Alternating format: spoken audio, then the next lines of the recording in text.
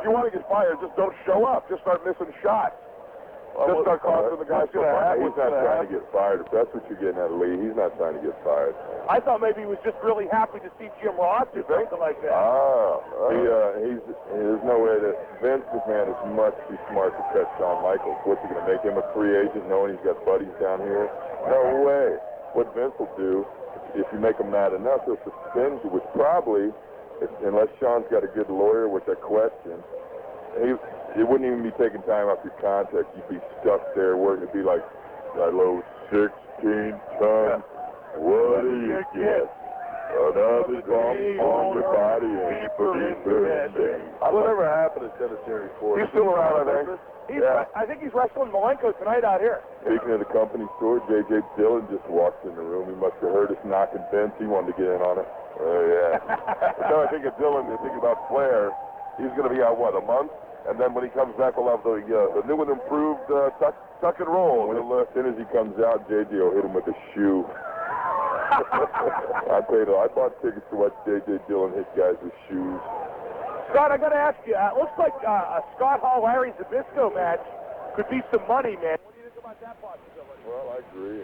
What we thought about is we could tie Dusty in there. We'd like to get Dusty involved. If I'm mistaken, one of those guys started to play tonight. What about, Vic talked about getting the so-called legends involved. If you did like a cage match in New York with, Bruno leading Larry to the ring. And Bruno's not even over in New York anymore. Yeah? The whole thing is, though, if you're going to bring all those legends back, then it's going to take more time for the young guys because we're going to have to take a course on how to run those defibrillation paddles. And that just ends up being more work for us. Hey, don't laugh. You guys may have to save my life with those things one of these days. Well, I have another hot dog, Chup. Well, anything you guys want to talk about? We've run through the list of questions. It's all been entertaining. It's all been great. Talk about some frauds. What about this hair match with you and Pamela Lily? I want to hear about that. What part got shaved? I could lick her any day of the week. Well, I think we all could. Is that the original California smoothie? It's just a Hitler mustache, like a landing strip. You can find it when you're really strong. So I hear tonight's match is Wolfpack rules. What exactly are Wolfpack rules? Brother, and we insisted on going on early because there's lots of jack-offs out there who throw stuff at us. So we're either going to try this, and if that doesn't stop it, we're just not going to make house shows anymore. Where was it we decided we're going to start having our TVs at? Down there. No, with the Hells Angels. Right. Oh, Altamont. We're going to pay him all television at Altamont. It's a hot beer. Well, you know what? I mean, Altamont Speedway. Give me shelter. Yeah, I like it. Well, if you're going to pay security and beer, what's the difference? That's where all of Doug Dillinger's money ends up anyway. Oh, Maybe we'll just go right to the beer. Stuff when he's not around, man. Actually, he's right here. Really? What, there's no limo? Right where? He's right down here. All right. Well, at least you get it. How many times I tried to feed it to Hollywood?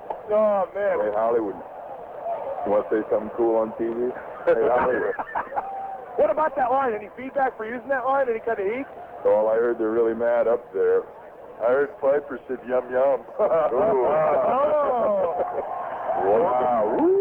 Piper was so worried about which one of us was Marsha Brady the other day. I think the only reason was he was wanting to know if he could borrow a pair of panties. Right.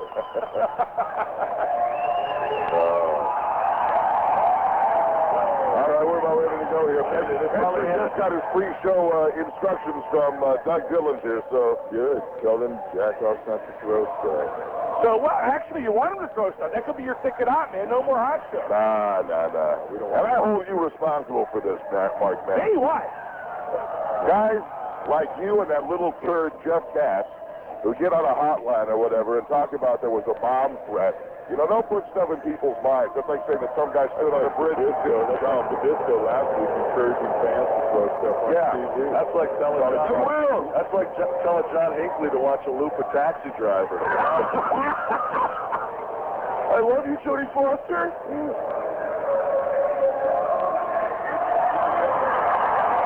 Well, Mark the Shooter Curtis is in the ring now. Yeah. What about him? Could he take on Pamela Lee in the hair versus hair match? What do you think? No way. He was great when he was there. mask referee. Yeah, he showed me something as a mask referee in the... we did the empty arena segment. Empty arena Yeah, what segment. about that? That's one thing. You guys made a comment the other day. You wanted some feedback on your empty arena segment. Jeff Katz, my partner in crime, was on here today. You get a lot of emails generally addressing that. They love the empty arena segments with you guys doing your own color. What are the chances of us seeing that again at some point? Well, put it this way. They're sure going to have some segments on one of these shows coming up. I mean, they want me to work. I get between working in the empty arena. At least I know they're supposed to keep throwing stuff. I'm beating it in the ground because I don't like it. It affects the way I perform. I don't like going out there. I can't display my ability because I'm worried about slipping on something wet or somebody hit me in the face. I'm not even working the way I can. It's ridiculous. I'm not going to subject myself to it.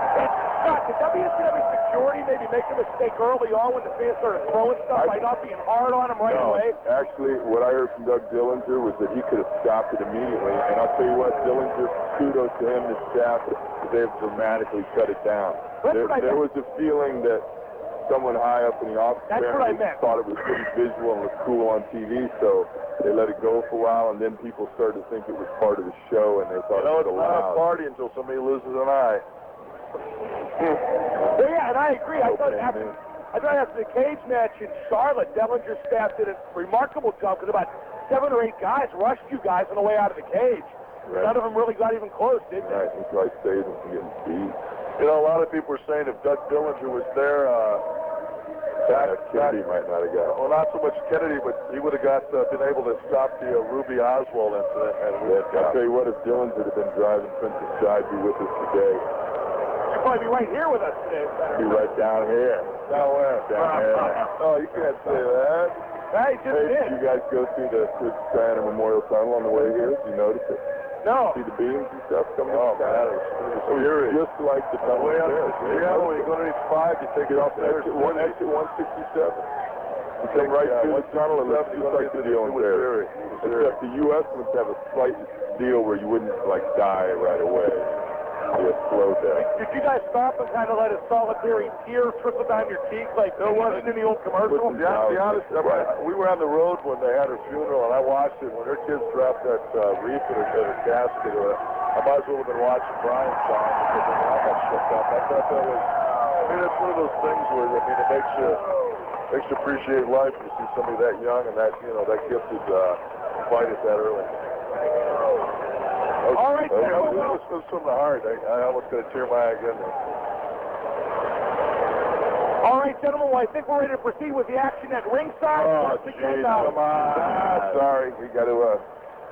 I would rather keep this up all night, but I was contracted. You haven't kept it up all night in years. I can't top that. I'm out of here. Thank you, gentlemen. Much obliged. But come back during the match that we can't talk about. All right, Lee Marshall, what a segue. I tell you what, I got to tell you this. Yeah. People don't like everything Kevin and Scott have to say.